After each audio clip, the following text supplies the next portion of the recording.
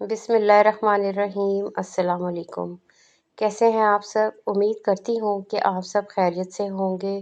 اللہ تعالیٰ آپ سب کو اپنے حفظ و امان میں رکھے، آمین ثم آمین۔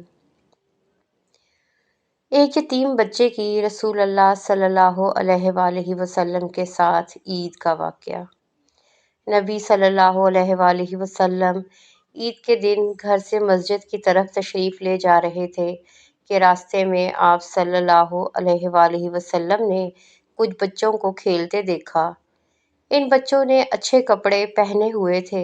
جب آپ صلی اللہ علیہ وآلہ وسلم ان بچوں کے قریب سے گزرے تو بچوں نے سلام عرض کیا تو نبی کریم صلی اللہ علیہ وآلہ وسلم نے جواب ارشاد فرمایا۔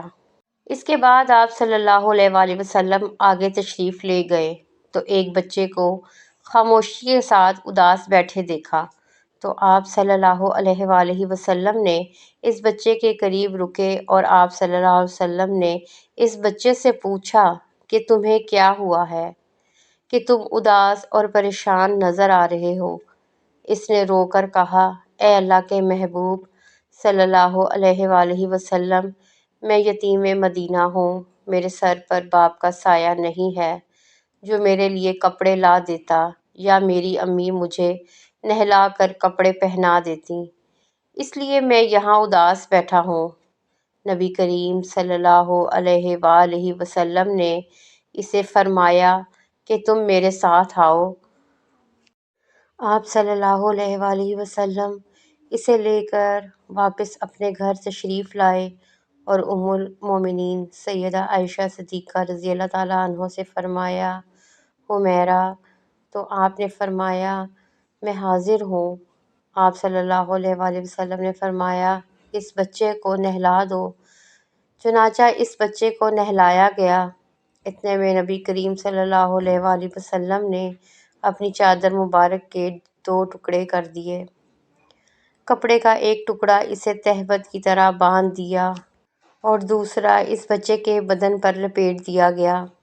پھر اس کے سر پر تیل لگا کر کنگھی کی گئی، حتیٰ کہ جب وہ بچہ تیار ہو گیا اور نبی کریم صلی اللہ علیہ وآلہ وسلم کے ساتھ چلنے لگا تو نبی مکرم صلی اللہ علیہ وآلہ وسلم نیچے بیٹھ گئے اور اس بچے کو فرمایا، آج تو پیدل چل کر مسجد میں نہیں جائے گا بلکہ میرے نبوت والے کندھوں پر سوار ہو کر جائے گا۔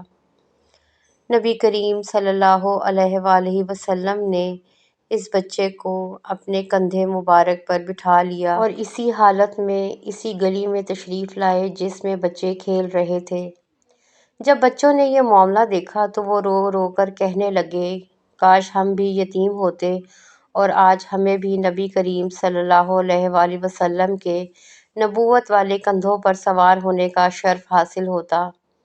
نبی کریم صلی اللہ علیہ وآلہ وسلم جب مسجد میں تشریف لائے تو آپ صلی اللہ علیہ وآلہ وسلم ممبر پر بیٹھ گئے تو وہ بچہ نیچے بیٹھنے لگا تو نبی صلی اللہ علیہ وآلہ وسلم نے اسے اشارہ کر کے فرمایا کہ تم آج زمین پر نہیں بیٹھو گے۔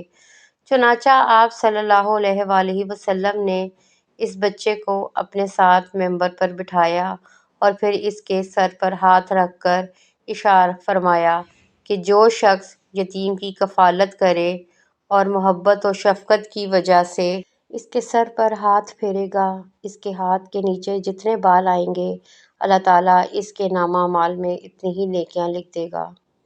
تو میرے پیارے بہن بھائیوں، اگر آپ کو آج کی یہ تحریر پسند آئی ہو تو چینل کو سبسکرائب اور ویڈیو کو لائک ضرور کریں۔